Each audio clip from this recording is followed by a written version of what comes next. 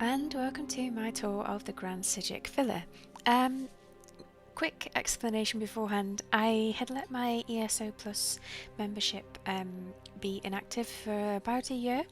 All these videos were filmed after I'd returned to my non-sub status. But one of my friends right near gifted me, I think it was 10 days worth of subscription, so that I could work on this house. So I'll give you a quick tour of what I spent those days doing. So, I mean, there's not much outside, but there's stuff on this sort of either end of those things. So, yeah, I think I'll start with the two side pieces. It's going to be quite a lot of running around outside since it is such a big empty space, and I really like the views and everything, so I didn't want to enclose it all in. I kind of wanted to leave it a bit open. So I did quite a lot of this sort of plant, raised planter bed type thing. Yes, so I wanted to create a shielded seating area that's sort of florally and pretty, that overlooks the water and the waterfall that's over there. Ooh, the viewpoint's a bit dodgy. Here we go, scroll in a little bit there. That overlooks that waterfall, that's kind of shielded from the main island, and I know you kind of can't see over here from the main island, but I like my characters to have some privacy when they're sitting reading a book or whatever. So I'm just going to sprint to the other side. There's not much over there, but I just want to show you just so that you've seen everything. So yeah, so I just did some more of these sort of raised planter bed things with trees and all that kind of thing, and just to try and get rid of all these vast, blank, empty walls. I'll just give you a quick run around all the rest of the place. As I said, there's not much outside. I just use huge trees to try and, as I mentioned in my Hundings video, fill out the vertical space, as well as, you know, giving you something beautiful to walk underneath and look at. So I used, I think a lot of these are from the Hercene one. I haven't quite finished that yet. God, I can't remember what it's called. But yeah, the one that's got the portal to Hercene's realm. So yes, just got a couple of trees filling up here. Some benches to sit and enjoy the views. I was considering having a sort of a fishing boat area down those steps, but in the end I hadn't made up my mind before the Plus gift had run out, and then I think I have enough slots left if I do resubscribe, because I had I think it was about 550, maybe 600 slots used for this house so far, so I have got some spare if I decide to add a fishing boat area down there. But yeah, I really love this spot, so I decided to add an outdoor dining table, and again I've done another one of those huge raised planters because I kinda got a bit obsessed with them. Sort of shielded it off with trees, and if I just go around this way, now I always miss these rocks. I know they're stepping stones and I always miss them. So up here I put Nazame in a little tent.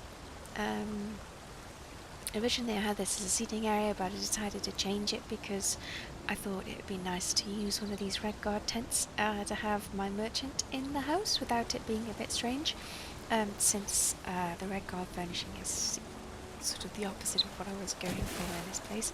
I wanted something more formal and sort of... Oh, I can... Well, I can jump up here. Why the... Okay, there we go.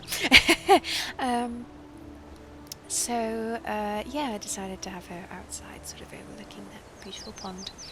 I did originally start this with a huge cave that went almost out to that piece of coral that's fixed down there. And it looked really nice, but I realised it's going to use a lot of slots just to create the cave ceiling and everything, so I decided to go for a smaller reef here. You can still jump into the water and you can still have a bit of a swim around and enjoy it. And then of course there's matching one on the other side. This is just a sort of little hidden secret place, really, because I feel like most people probably won't go and check down there unless they already know there's something there. Okay, so that's pretty much everything outside. Yeah, let's go inside. There's no point showing you the rest of the trees, they're just more of the same trees. Okay, so on the main entrance I just framed the door with these tiny pots.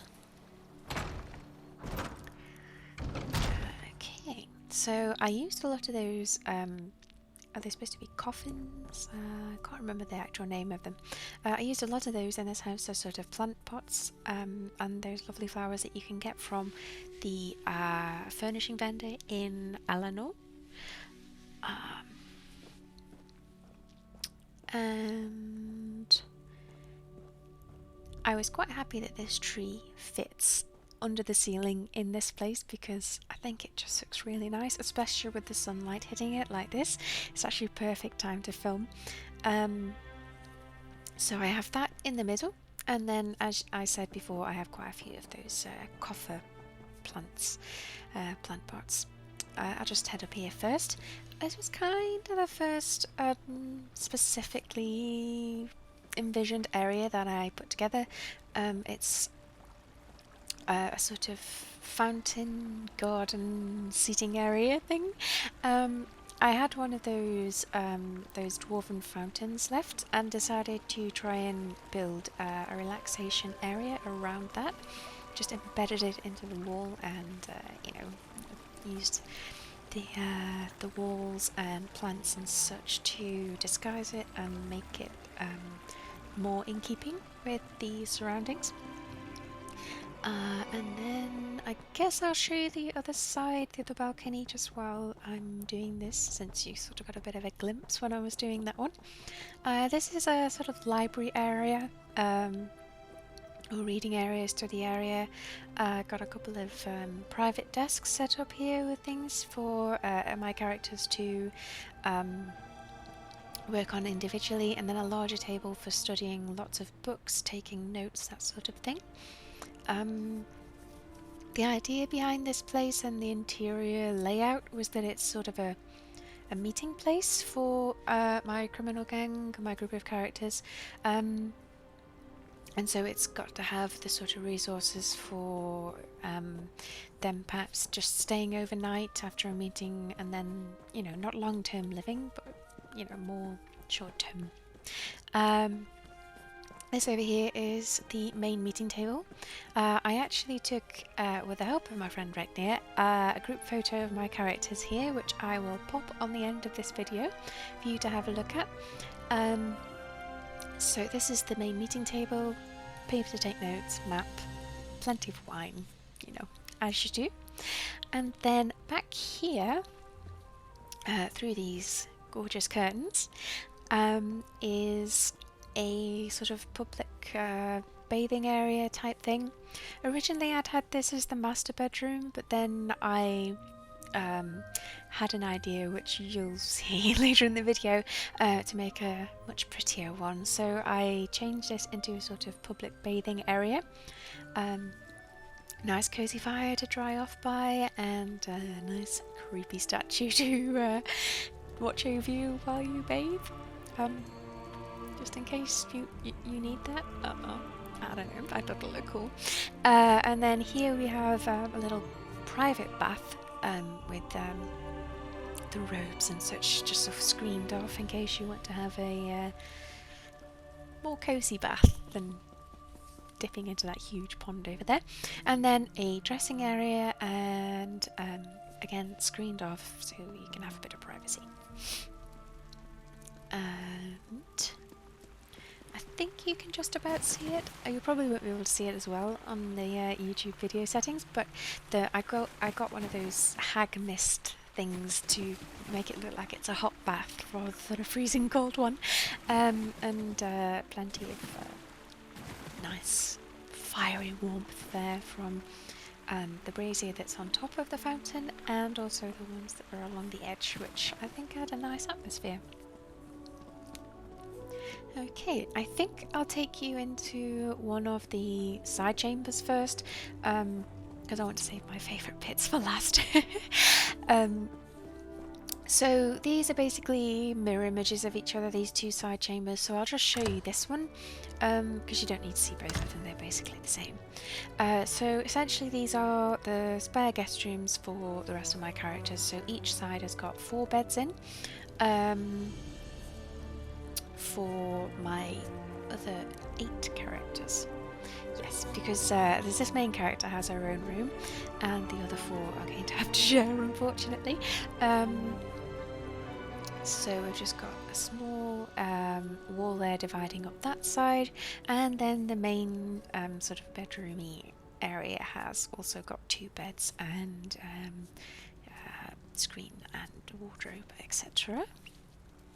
I did buy a fireplace and some logs to pop on the other side as well, just to make it completely mirror image. So because that one is fixed in, but there wasn't one on the other side included in the house. So yeah, so I bought one so that they are actually pretty much perfect mirror images. Okay, so yeah, I won't show you the one. So yeah, so I decided to make a sort of greenhouse type feeling room in here. Again with the raised planters, as I said, I was obsessed with them. And then nice tall trees in here, and I love this one that drops the blossom. I think it's so beautiful. Again, the sunlight hitting those is just gorgeous. I'm really quite happy how it looks actually. I can't quite seem to get a good angle while staying still to make it look as nice as it actually is. But if you are on PCEU, you can probably visit this with the add-on that lets you visit other people's houses, because I think I left it open if you want to come and have a look. My username is just Laeral, like my YouTube name. So, heading to my favourite room. This is the master bedroom. Basically, it's like sleeping in a greenhouse. Again, I had some more of the planters and sort of trees and such, and the gorgeous blooms. And then I used a wall to make a raised area up these stairs.